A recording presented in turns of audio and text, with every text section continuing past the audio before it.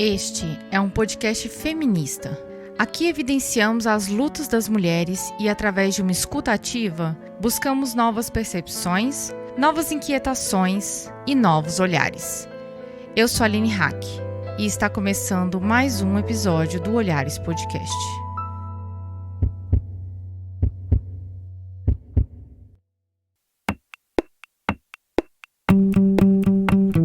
Neste episódio, trouxemos uma velha discussão que apareceu lá no início do nosso podcast. Dentro de uma linha mais acadêmica, resgatamos e contextualizamos o gênero. Mas não é só isso. Falamos como as construções teóricas se desenvolvem para formar novas teorias. Aqui, no caso, vamos falar sobre ela, a teoria queer. Procuramos agora responder velhas perguntas sobre gênero e sexualidade. São iguais? São diferentes? Por que essa discussão é tão importante? E no que esses pontos disputam academicamente e politicamente? Para isso, chamamos alguém que nos inspira muito a pensar sobre isso. Por favor, se apresente.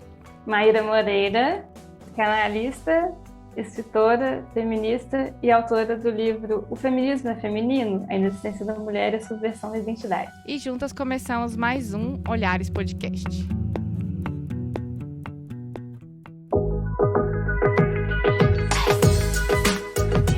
Gente, que honra estar com Maíra no Olhares. Sério, por quê, né? Porque eu recebi o livro da Maíra no ano da publicação, fiquei apaixonada pelo trabalho dela e este momento finalmente chegou para o Olhares. Estou muito feliz de ter você aqui, Maíra. Sou muito fã do teu livro. E a gente está aqui nesse momento, né, de discutir os termos do feminismo. Essa primeira temporada de 2021 do Olhares está um feminismo um pouco mais acadêmico e a gente vai conversar também sobre o livro da Maíra nesse episódio, mas como produtora do Olhares, né, esse podcast que acabou de completar 4 anos, eu estava reouvindo alguns episódios anteriores e quando eu estava planejando essa discussão do feminismo acadêmico, da teoria que construiu o feminismo historicamente, né? Eu me dei conta, Maíra, que a gente falou sobre ideologia de gênero, né? Essa tal de ideologia de gênero lá no primeiro ano do Olhares. A gente discutiu que identidade de gênero, sexualidade, né, são coisas diferentes. A gente fez meio que um caminho pedagógico para as pessoas quando a gente construiu aquele episódio. Só que esses dias eu tive uma luz que a gente não falou sobre gênero naquele episódio. A gente não falou de gênero como conceito. E eu queria aproveitar que a gente está aqui nesse momento, Olhares bem acadêmico da primeira temporada, para a gente falar um pouquinho sobre isso, né? O que é gênero, afinal? O que é esse conceito? Como é que ele surgiu? Eu sei que você pesquisa para além disso, mas é um conceito tão básico para a gente discutir hoje, que é o tema central, que é a teoria queer. Eu queria que você começasse falando sobre isso. O que o gênero importa nesse percurso acadêmico que a gente está construindo aí? Bom, primeiro eu quero agradecer muito pelo convite. Eu estou muito feliz de estar aqui com você hoje, trocar figurinhas com você e possibilitar novas alianças, futuras alianças. E, bom, é interessante você ter trazido um pouco do seu percurso, né? De falar de ideologia de gênero, depois de identidade, do que é gênero também. Porque, bom, ideológico mesmo é a gente acreditar que existe algum tipo de natureza humana, alguma base ontológica de diferenciação dos corpos, dos sujeitos, como se a gente tivesse que necessariamente viver numa sociedade onde existam sempre homens e mulheres e existam sempre certas reproduções do que é o feminino e do que é o masculino, né? Então, assim, quando a gente vai falar de gênero, existe um texto que ele é essencial, que é muito importante, que é de uma historiadora marxista, que é a Joan Scott, que ela faz todo um esforço para traçar um caminho mostrando como que o gênero também ele é uma categoria que está em disputa dentro do feminismo, que passou por uma série de mudanças, uma série de ressignificações, e não é que chegou a um termo evolutivo de gênero final, né?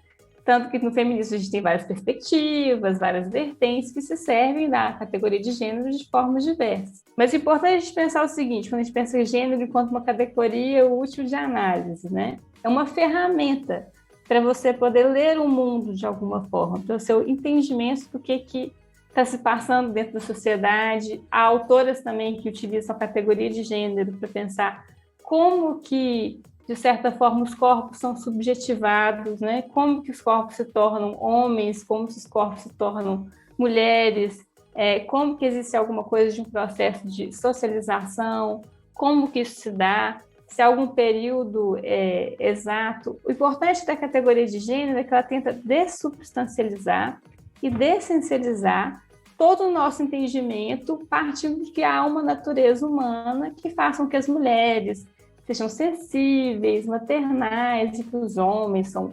agressivos.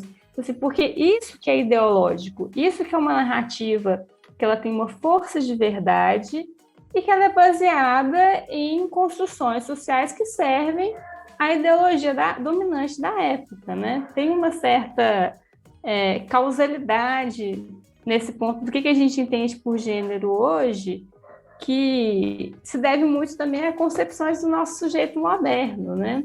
Porque outro texto da Joan Scott que é interessante trazer aqui, que é o paradoxo da igualdade, é que ela vai trazer, por exemplo, que a questão do gênero, a questão da diferença sexual, ela serviu de base para justificar uma série de opressões dos homens em relação às mulheres, fundamentada justamente na diferença, né? A gente pode pensar o surgimento do sujeito moderno, ele está datado junto com o surgimento do capitalismo, né? E tem uma certa formalização de quem são os sujeitos que vão gozar desses ideais da Revolução Francesa de igualdade, liberdade, fraternidade, que serão os homens, às custas da exploração do que eles vão nomear como diferente, que seriam as mulheres, principalmente, mas não só, né? Porque também é quando a gente tem datado esses processos de colonização e de escravidão e fundamentado dentro da lógica da diferença. É porque é diferente que eu posso dominar, que eu posso explorar e que eu devo, inclusive, fazer isso, porque nós não somos iguais, de fato. Então, assim, é interessante a gente pensar esse termo como um termo em disputa, como o tema de hoje é de pensar teoria queer, é de pensar de como que o gênero ele foi, num primeiro momento, muito solidário à categoria identitária. E a categoria identitária está muito ligada também a toda essa noção de sujeito moderno, né? Essas divisões a partir desses marcadores sociais, da diferença, das particularidades, que justificam, inclusive, a própria exploração da diferença. Então, a gente vê que o que aconteceu, mais ou menos, assim, no meu livro eu até tento fazer um percurso do feminismo queer, né? O que foi acontecendo nesse período que a categoria de gênero foi surgindo, e eu faço isso mais focado nos Estados Unidos, né? E aí a gente vê várias transformações, inicialmente pensando como que os corpos se tornam homens, como os corpos se tornam mulheres, a partir de processos de socialização, se há algum tipo de transmissão de gênero assim, pela sociedade, né? E de como que isso fica ligado, às vezes, mesmo que fique separado de biologia de construção social, como que isso se torna também uma nova construção histórica e identitária, né? Foi socializado dessa forma, logo será dessa forma. O que não explica, por exemplo, os corpos trans, que não explica também os corpos que são homossexuais, né? Se esses sujeitos eles foram socializados de determinada forma e alguma coisa saiu da norma no meio do caminho, né? Como explicar um corpo trans a partir dessa lógica de socialização? E o que a gente observa é que como esse tipo de construção teórica caminhava muito para uma lógica muito identitária, até um pouco determinista, apesar de localizar alguma coisa de uma construção social, o que houve na teoria é começar a pensar, primeiro, como cada sociedade desenvolve o seu sistema sexo-gênero, que é uma proposta que a Gayle Rubin traz, de pensar assim, todas as sociedades mais ou menos tentam fazer algum tipo de divisão sexual, isso importa de alguma forma, porque importam as leis de parentesco, né? Importa que haja troca entre o grupo, importa para a reprodução daquela sociedade, importa para a divisão sexual do trabalho, né? Só que isso ocorre de formas diferentes do que ocorre dentro da nossa sociedade, dentro dessa lógica moderna. E aí a Butler consegue dar um passinho para além disso, né? No geral, os estudos queer dão um passo além disso para pensar assim, bom, eu preciso ficar pensando o gênero sempre a partir da categoria identitária, ainda mais considerando que a categoria identitária ela constrange tanto os corpos. Será que a categoria identitária ela é o suficiente para entender algumas expressões, algumas relações que se dão no contemporâneo? Eu acho que essa é a provocação que a gente quer saber mesmo, né? É interessante você falar da Gayle Rubin, né? Inclusive, acho interessante a gente, no final desse episódio, indicar algum texto dela. Eu lembro a primeira vez que eu li Gayle Rubin, que foi na matéria que eu fiz sobre direito e sexualidade, direito e sexo, né? Direitos sexuais e reprodutivos. E estar em contato com essa teoria, né, que coloca a sexualidade como disputa, eu acho que meio que amplia toda a discussão de gênero, né? Uma coisa que você falou que me provocou bastante aqui foi que a construção ela não é só social e biológica, mas ela é também histórica, né? E dentro do que a gente está trabalhando aqui no Olhares, a gente tem visto isso com uma maior clareza, né? De que esses conceitos que hoje, no século XXI, a gente fala que é o gênero, que é o feminismo, que é a liberdade, que é a disputa política, a educação, a cultura, que são conceitos que sempre estiveram ligados ao movimento feminista. Eles têm estratos também, né? Eles também têm disputas dentro do próprio feminismo, assim como o gênero. E eu achei super importante essa parte que você falou, que o gênero ele acabou sendo um objeto de disputa por várias correntes, né? Até mesmo para a compreensão do conceito de acordo com o que cada corrente procurava desenvolver, eu acho, né? Então a gente falou aqui já dentro dessa discussão sobre o feminismo que a gente está tendo esse ano, a gente falou sobre o feminismo liberal, a gente falou sobre o feminismo marxista, inclusive quem não ouviu, recomendo a escuta, mas que existem termos dentro de todas as teorias feministas que nós estamos desenvolvendo que vão sendo compreendidos e vão sendo disputados para melhor adequar uma ideia, né? E é por isso que a Butler é tão indicada, ela é tão conceituada. Você acha que foi a Butler que trouxe uma visão mais ampla dessa discussão? Por que ela é tão importante, por exemplo? Eu acho muito interessante você colocar isso. Por que a Butler é tão importante, né? Porque realmente a gente tem vários teóricos muito importantes, muito brilhantes dentro da teoria feminista no geral, não só dentro da teoria queer, né? Agora, a Butler, ela tem o mérito de desenvolver o gênero não só como uma categoria útil de análise, não é só um método, um instrumento para ler o mundo, ela tem também uma teoria dos sujeitos do reconhecimento, ela pensa como que, de certa forma, todas essas normas de gênero, elas são encarnadas pelos corpos, como que os corpos se aderem a essas normas, como que não é simplesmente uma desconstrução pedagógica que é capaz de fazer com que as mulheres não performem mais a feminilidade, nem a masculinidade, e ela tem um entendimento brilhante sobre questões relativas ao patriarcado, porque ela vai falar, tipo assim, bom, o patriarcado é um mito, né? Um mito é um relato não autorizado do espectador que não estava lá, né? Então, tipo assim, tem uma força estruturante, mas isso, na verdade, nunca aconteceu. Isso se reproduz por ter essa força de verdade, né? Então, ela começa a fazer vários questionamentos, inclusive os questionamentos em termos de biologia, de como se isso fosse dado, como se isso fosse completamente natural, como se fosse um problema moral também, as mulheres encarnarem alguns símbolos de feminilidade, não é sobre isso. E ela tem uma teoria muito sofisticada de ação política. Ela não tem uma teoria de massa, né? Ela não faz uma proposta tipo de manual de bolo, né? Eu acho muito interessante assim que as pessoas leram o Problema de Gênero e saíram super frustradas, porque saíram aquela coisa tipo assim, e agora, o que que eu faço? Como que eu vou fazer? Inclusive, eu queria acrescentar aqui que eu li Problemas de Gênero e eu achei uma leitura tão difícil. Esse tipo de retorno você encontra também das pessoas que leem Butler pela primeira vez. Eu acho Butler uma leitura muito difícil e sim, de fato, a leitura de autoras feministas, né? Eu acho que quando a gente vai ler, a gente vai sempre em busca de algo, né? E quando a gente vê lá problemas de gênero, a gente busca, né, uma, vamos dizer assim, uma solução interna, né, dentro dessa discussão de gênero que a gente está fazendo na nossa cabeça. E, de fato, às vezes pode parecer frustrante, né? O feminismo tem disso também, né? A gente vai lendo as teóricas e os teóricos, né? Que também tem homens pesquisando sobre feminismo e desenvolvendo teorias sobre.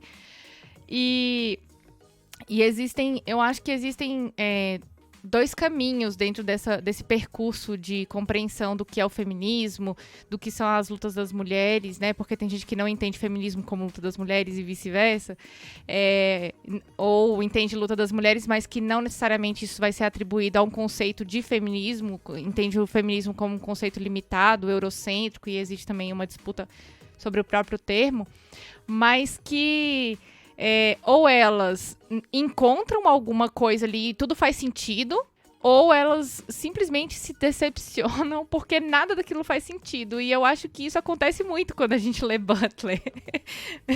Né? Essa dicotomia aí do é legal ou não é chato ou não é complexo ou não é, sabe? Eu me sinto um pouco assim. Eu acho que a gente lê Problemas de Gênero procurando respostas. E a Butler era muito boa em formular boas perguntas, né? E é importante a gente formular boas perguntas para a gente não criar uma teoria totalizante, fechadinha, né? E o grande mérito dela é justamente pensar gênero como performatividade, que ela tira essa ideia que tem um fazedor por detrás dos atos, né, dos sujeitos, e começa a pensar assim, bom, o que nós poderíamos fazer em termos políticos, prescindindo da categoria identitária ou fazendo uso provisório, estratégico dessa categoria, né? E isso é importante, inclusive, para a gente romper com essa ideia de sujeito moderno que tanto serve ao capitalismo. Então, assim, eu acho que de cara é tentar desembaraçar isso, porque as pessoas entendem muito mal a Butler, acham que ela é uma teórica do feminismo liberal, que ela está numa lógica individual, e ela não está. Ela está pensando, sim, em ação política coletiva, e ela está pensando também, tipo assim, outras formas de se entender o sujeito, entendendo que o modo que a gente entende o sujeito, a partir da diferença sexual, a partir dos marcadores sociais, a partir da identidade, serve à lógica contratual capitalista. Então, a gente precisa também desembaraçar o sujeito desse tipo de lógica identitária. É porque ela tem uma teoria tão refinada que ela é muito importante para a teoria queer, mas ela certamente não é a única teórica, nem a única que a gente deve ler, né? E antes de você continuar, Maíra, então a gente fecha o primeiro bloco já, porque a gente já elaborou aqui alguns elementos, já desenvolveu alguns conceitos aqui para a gente entender de fato o assunto principal desse episódio, que é a teoria queer. Vamos para o próximo bloco.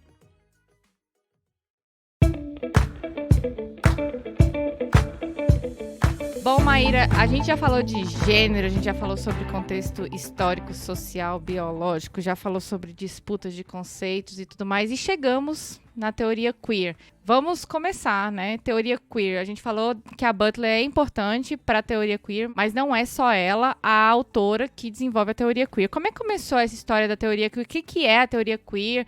Ela começou a partir de algum movimento político ou foi dentro de um movimento político também acadêmico? Como é que é?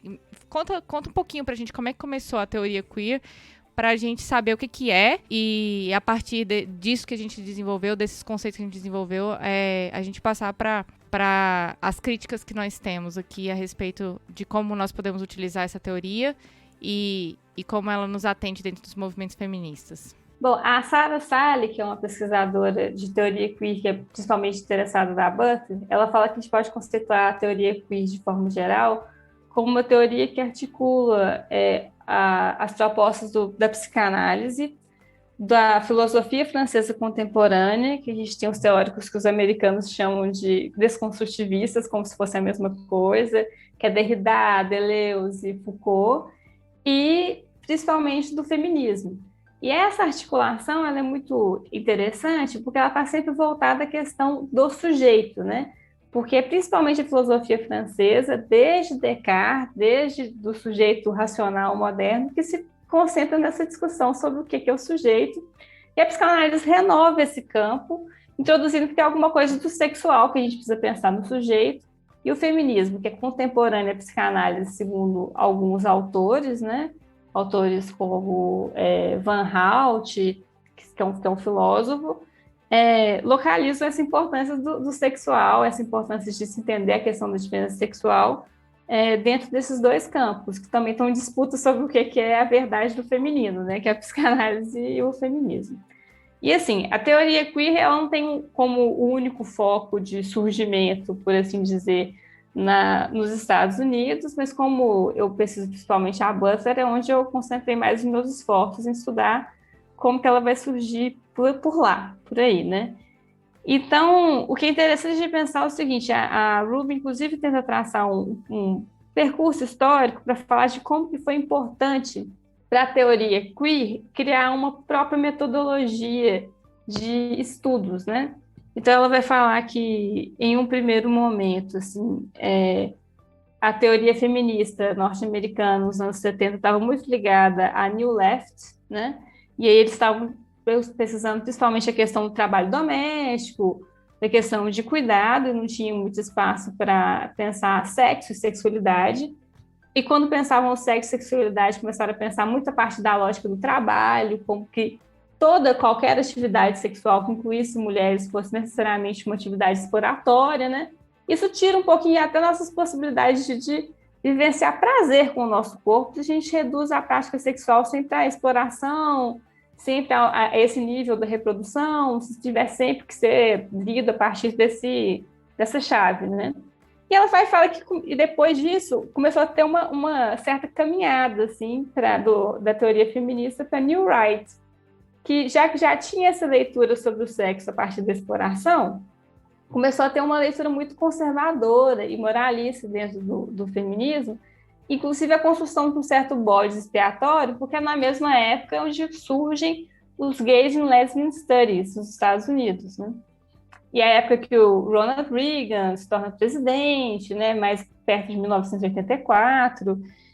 E aí isso cria um certo problema, porque aí nos Gays and Lesbian Studies tinham pessoas interessadas em estudar as práticas sexuais, a sexualidade, que, porém, estavam se servindo de uma metodologia que os acusava, de alguma forma, de vários problemas da sociedade, como problemas tipo assim, a questão da perversão, isso é tudo perverso, isso é sodomia, o grande problema talvez seja o que existam essas pessoas que lidam com a sexualidade dessa forma, né?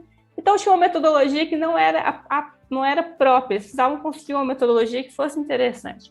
Fora isso, toda essa questão de patologizar essa figura do homossexual, essa figura do gay, a figura do que seria moralmente correto ou errado nas práticas sexuais, uma certa construção também na época de um ideal de sexualidade sapatão, como se esse devesse ser o novo ideal sexual, né, feminista, que são coisas também que podem ser muito violentas, foram surgindo, e aí começaram a perceber que precisavam de uma metodologia própria e que talvez a categoria identitária ela criasse mais processos de exclusão e processos violentos para pensar práticas sexuais, corporeidades e vivências, do que pensar uma teoria que se servisse de outra coisa, pensasse a sexualidade de outras formas.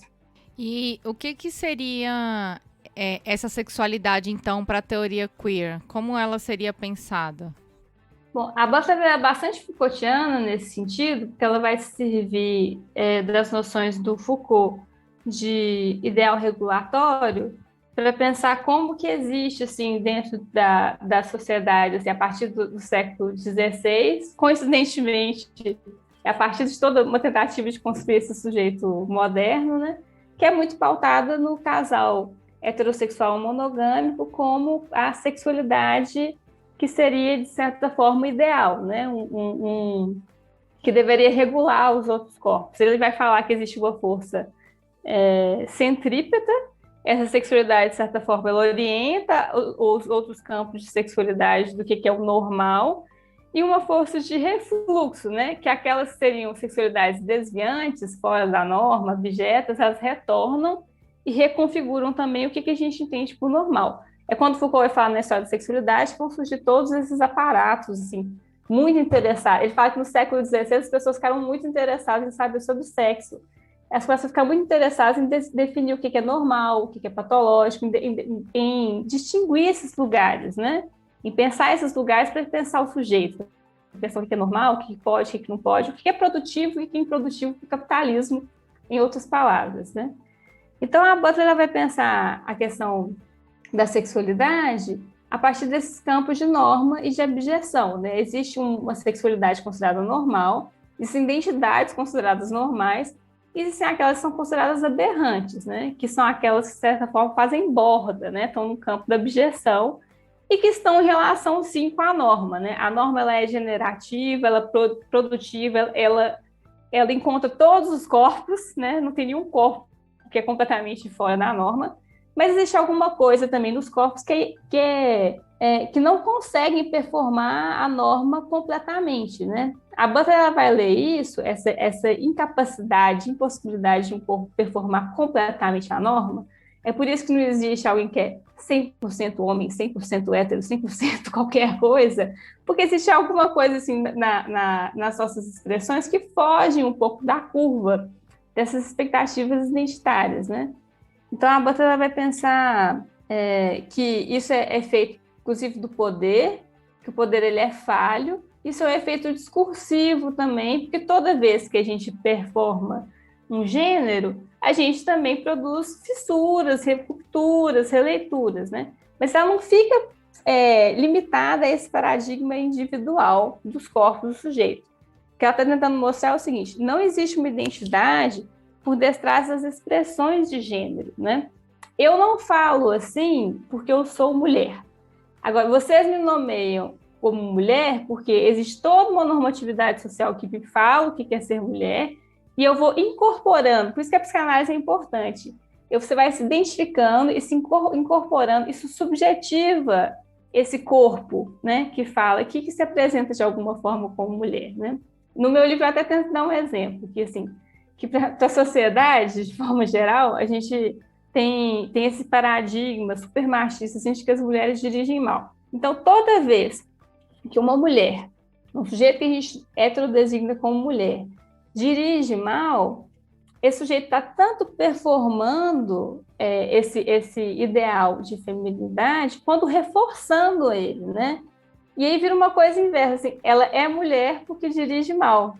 Não é dirige mal porque é mulher, né? Tipo assim, existe essa norma vai sendo inculcada e ela precisa ser reiterada continuamente, que prova que gênero é uma ficção, que não existem de fato mulheres e homens, né? Existe sempre essa inculcação da norma e essa performance que se rompe e falha o tempo todo.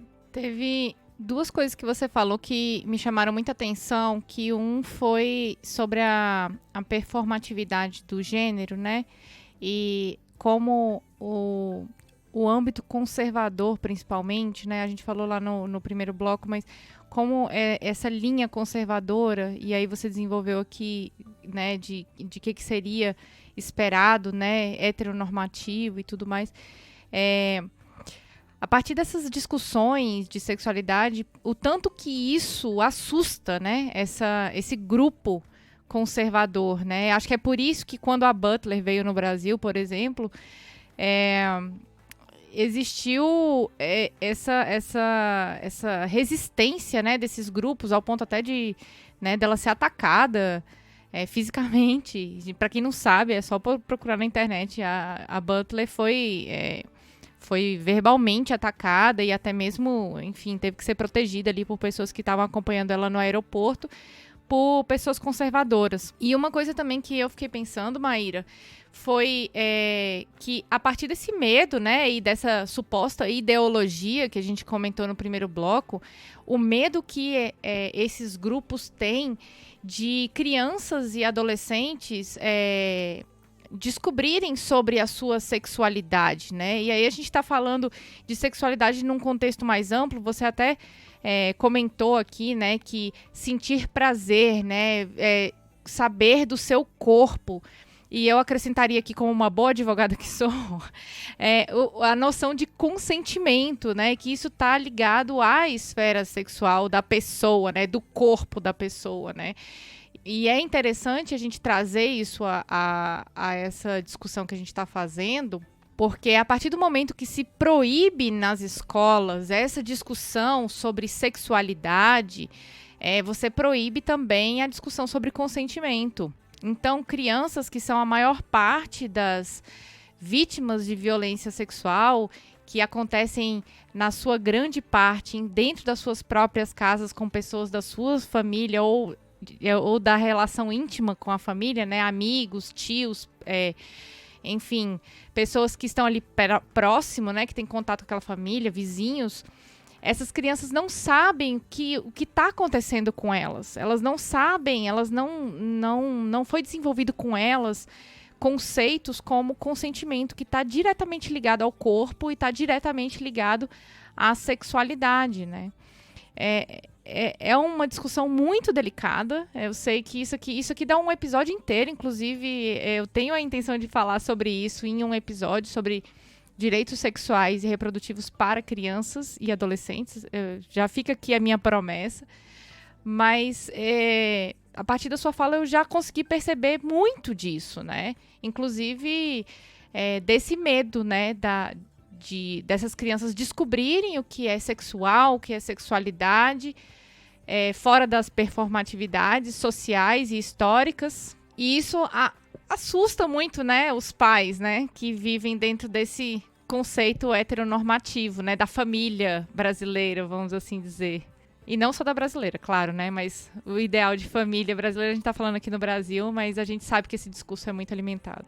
Não, e é muito interessante trazer um pouco da pauta conservadora, porque é outra coisa que a Gayle Rubin traz, né, que ela fala que existe um certo pânico moral em relação à sexualidade, né, e assim, a Butler fala essa aposta de que produz fissuras na inteligibilidade dos corpos tem a ver com o poder e o discurso. Agora, a aposta que a gente faz na psicanálise é que é algo que é próprio do sexual, que é incapaz de se submeter totalmente ao domínio da norma, né? Até porque, tipo assim, na psicanálise a gente entende que assim, a gente não consegue desejar exatamente alguma coisa porque isso aqui é bom, isso aqui é bonito. Tipo, se tudo está no campo dos fetiches e que o Freud vai falar da sexualidade, tem algo de patológico na sexualidade de todo mundo, é o que, de certa forma, move a gente. A gente ninguém está movido nesse ideal normativo sexual. E você falando, eu até lembrei também de uma outra coisa, na verdade duas coisas. No episódio que a gente fala sobre ideologia de gênero, a gente comenta sobre essa tabela que ninguém é 100% hétero, que inclusive a gente linkou lá. Eu recomendo a escuta desse episódio porque a gente fala, ninguém é 100% hétero, não adianta, tem uma tabela de heteronormatividade para todas as pessoas. Mas você falando do que é belo, eu também lembrei do Banquete de Platão, que ele fala muito sobre isso, né, sobre a sexualidade, e que inclusive o Foucault fala depois, né, no livro dele, que era esse amor pelo belo, que tem a ver também, né, desse ideal de sexualidade. E, assim, quem está ouvindo e nunca viu esse texto, né, nunca leu, fala muito também sobre as relações que os homens tinham entre eles, né, relações amorosas, relações sexuais e tudo mais. Então, isso já é discutido desde a antiguidade, né, e a partir... E quando né, quando é que isso passou a ser, né, algo mais normativo? Tem a ver com esse lugar de dominação, com certeza, né? Ou eu tô... Ou tem mais aí? É interessante trazer o Banquete de Platão, porque o Lacan também trabalha em cima desse texto, né? E assim, Eu acho que é importante a gente pensar essa noção de pânico sexual que a Rubin traz, é justamente como que tem toda uma moral conservadora em relação ao sexo, né? O próprio Freud sabia disso, que o Freud começa a falar no século passado sobre sexualidade infantil. Isso foi um escândalo na época. Ele fala em 1908 que as crianças tinham algum tipo de sexualidade, tinham atividade masturbatória, tinham sonhos eróticos, tinham experimentações que fomentavam teorias sexuais da origem dos bebês. A pergunta sobre de onde vêm os bebês não é uma pergunta sobre reprodução, é uma pergunta sobre sexo. As crianças querem saber sobre sexo. Então tem uma questão assim de ver assim, pô, isso causa muito desconforto nos pais no geral, né? Causava na época e continua causando hoje em dia, mas assim, existe uma certa sexualidade infantil e existe também todo um viés muito conservador que se assusta com toda a ideia de que essa sexualidade de fato existe ou que alguma coisa esteja sendo dita, colocada em relação a isso, né? Como se o mecanismo de delegação fosse mais interessante do que procurar fazer alguma coisa a respeito.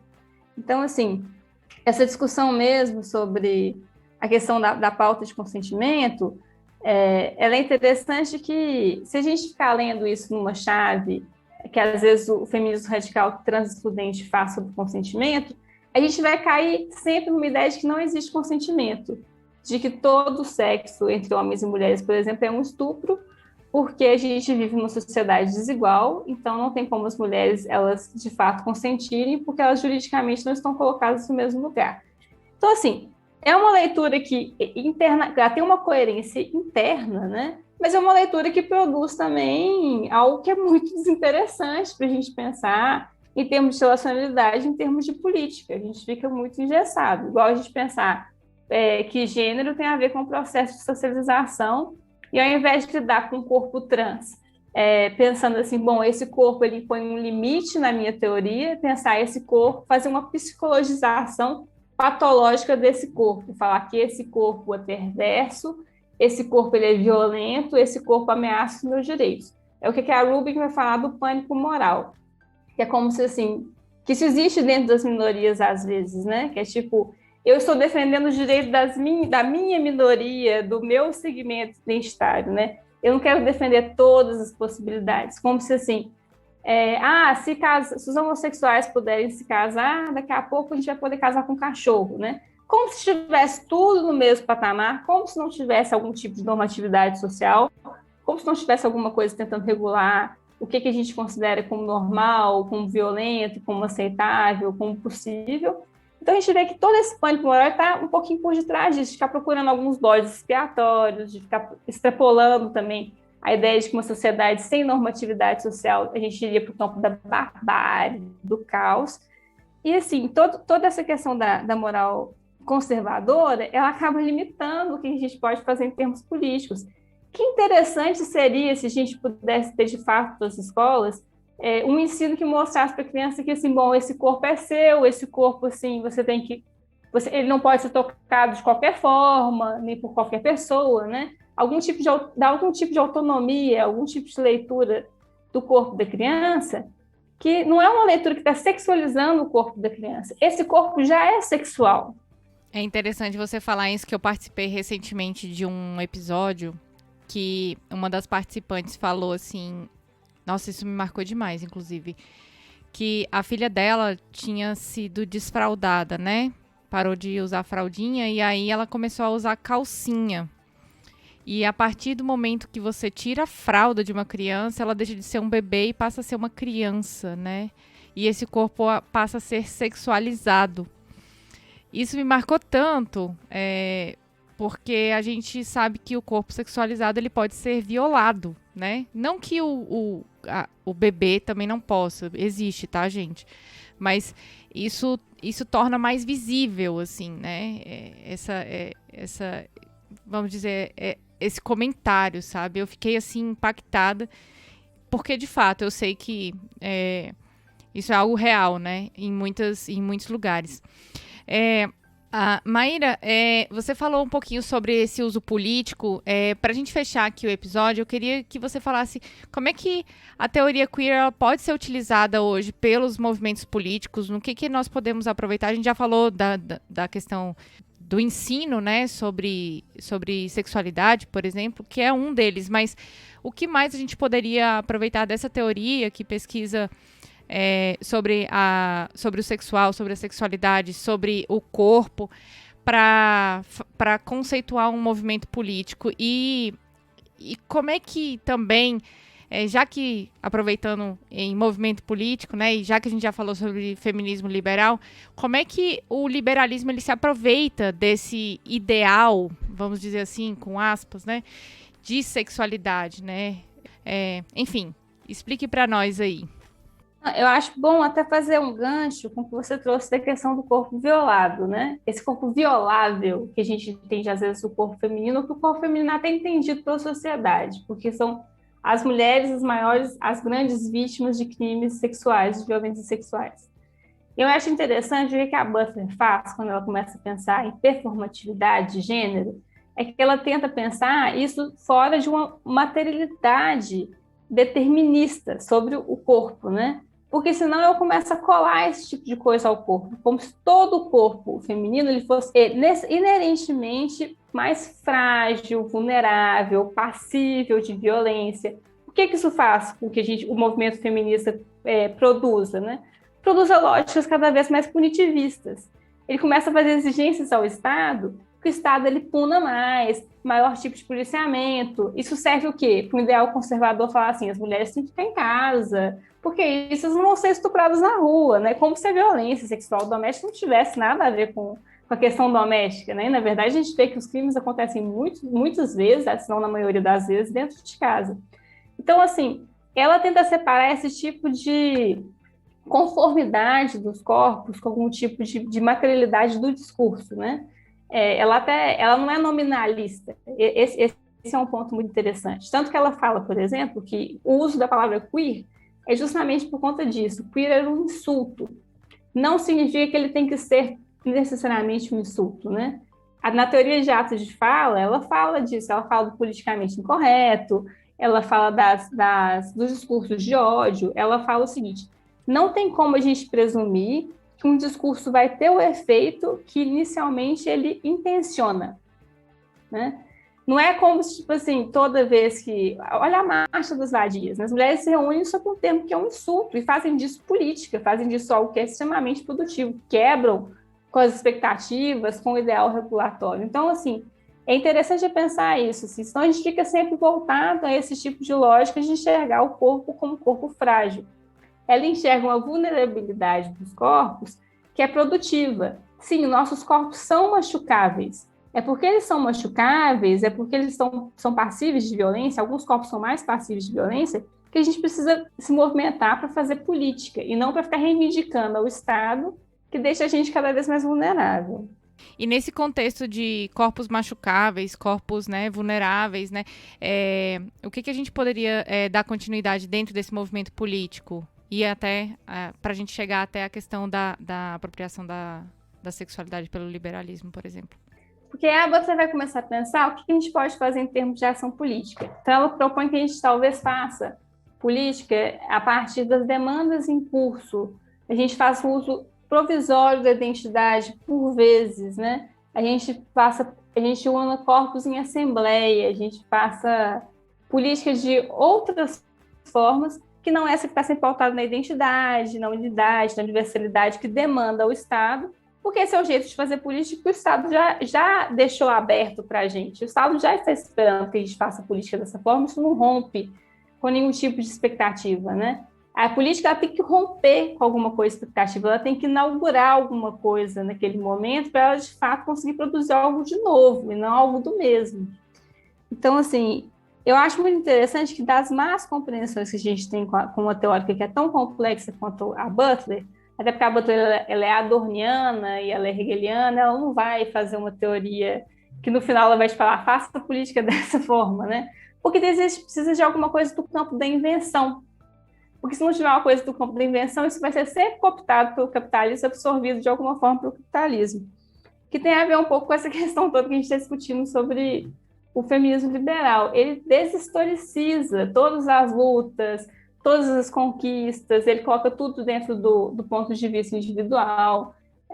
Faça você mesmo a sua luta. E não é sobre isso, né? Eu acho interessante pensar, principalmente a questão da sexualidade, né? Como que hoje em dia tem quase... Na psicanálise a gente fala disso também, que tem quase um imperativo ao gozo, né? Teve uma capa da... Acho que revista que era? Acho que era Nova, alguns anos atrás, que era tipo assim, o sexo anal é o novo sexo. E eu lembro que eu li essa capa e fiquei chocada, assim, gente, como assim o sexo anal é o novo sexo? Aí você vê, tipo assim, como que tem uma coisa assim, a mulher de hoje em dia, ela transa muito, ela gosta muito de transar, e você vê que isso vai subjetivando os corpos do contemporâneo também, uma coisa assim, eu tenho que transar muito, eu tenho que gozar, eu tenho que fazer isso, eu tenho que fazer aquilo. E também isso não liberta as mulheres, isso aprisiona, que isso vira um novo imperativo. E o feminismo ele não está aí para fornecer novos ideais para as mulheres, esses corpos já estão muito submetidos a esses ideais, né? Assim, é preciso que haja alguma margem de manobra de existência, mas não é qualquer existência, não exista você da forma como você bem entender, né? É sobre possibilidades de existência menos violentas para os corpos que já existem, e não a possibilidade de qualquer tipo de existência. Isso é a lógica liberal. Exista da forma como você quiser, seja como você quiser. Não é sobre isso, a gente tem que discutir sobre violência, porque esses corpos que não performam muito bem a norma são corpos que estão cada vez mais sujeitos à violência, são corpos que são mais machucáveis que os outros, esses corpos precisam ser preservados de alguma forma. Nossa, Maíra, olha, enfim, eu acho que eu poderia ficar conversando com você hoje o dia todo, porque esse tema dá muito assunto, tem muita coisa para conversar, mas eu acho que já dá para a gente traçar um pouco do panorama, o que é a teoria queer, o que são os estudos sobre sexualidade, né, e até mesmo o conceito de gênero como análise, né, como categoria de análise, que a gente ainda não tinha conversado aqui no Olhares, e vamos agora para o bloco de indicações.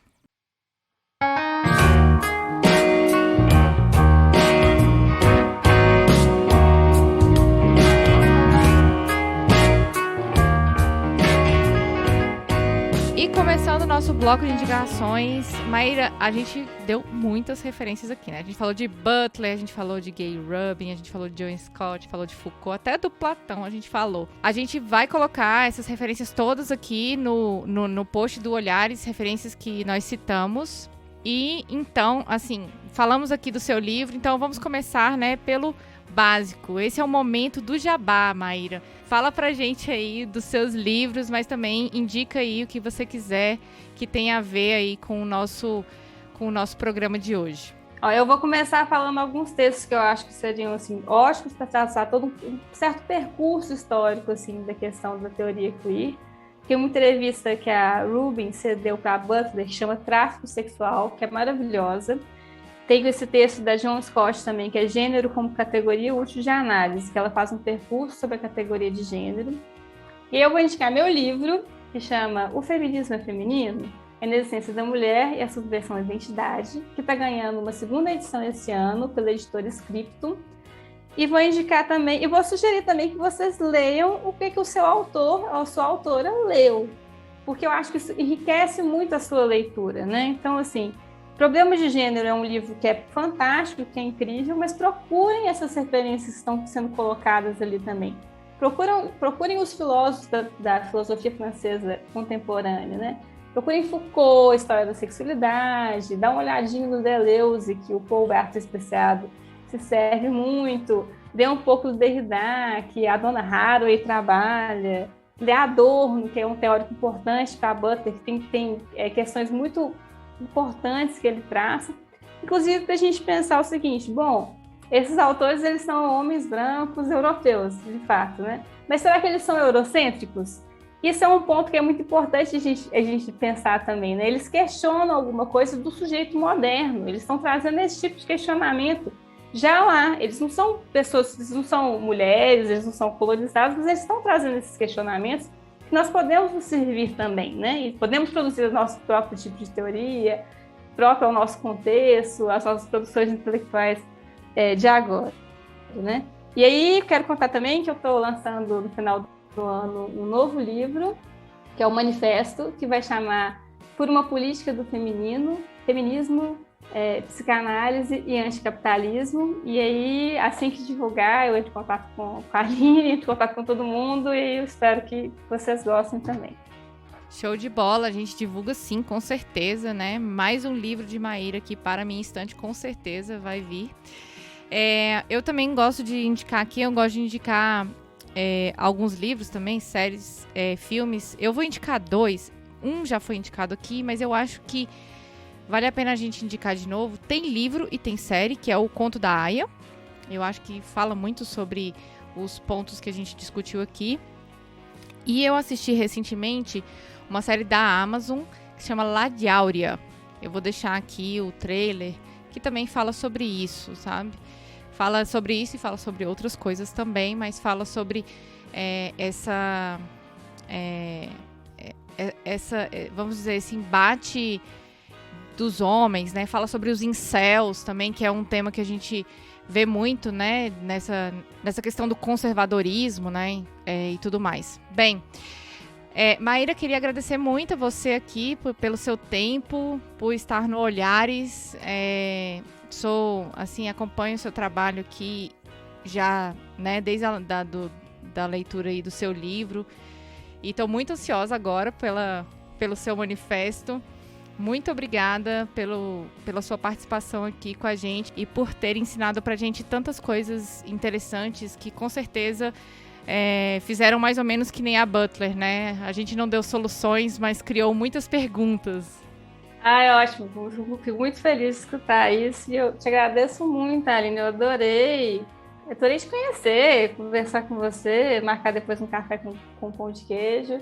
Eu agradeço muito essa oportunidade de falar e de circular por aqui e eu espero que a gente possa se rever em outras ocasiões também. Com certeza. E a gente também quer agradecer a você, ouvinte, que escutou o nosso episódio até aqui. Muito obrigada. Se você gostou do episódio, compartilhe ele nas redes. Com certeza vai ter alguém que vai querer saber um pouco mais sobre a teoria queer.